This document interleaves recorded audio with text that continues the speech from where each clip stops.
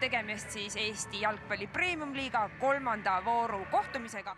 Vend ja ründeduo tänavusel hooajal Ilja Frapontov ja Dmitri Kov ehk siis uued mehed ja aga sedapuhku oma mees trahvikasti sees, üles ei leita. Vasakult äärelt uuesti tsendrus trahvikasti tuleb ja taha posti ja posti lendab, aga ja nüüd taas vasturünnaku võimalus Tartu Tammekal ja Tamberg seal katab, aga korralikult ei saa Artur Kotenko.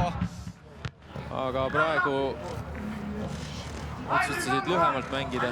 Näitab oma pikkade jalgadega tehnikat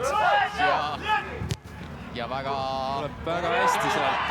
Karistusalasse peale löök ja kohtumise 44. minutil Tartu Tammeka asub kohtumist 1-0 juhtima ja Sander Kapper on see mees vist. Sander Kapper ja esimene mitte kaitselt värav, aga Kevin Andersoni eeltöö oli muidugi tähelepanuväärne, nii et Jürgen Loorents näituseks koos Reijo Laavusega ei läinud üldse värava autorit õnnitlema, vaid kohe Kevin Andersoni juurde, aga näeme olukorda ju uuesti.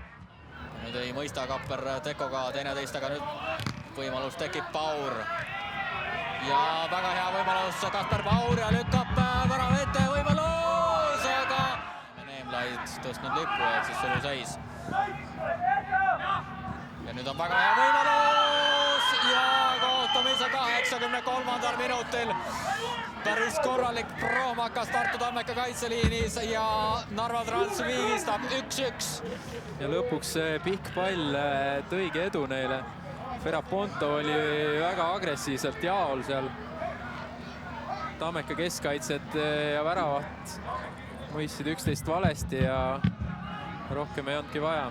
Ja Poljakov keskenduti seisu hoidmisele.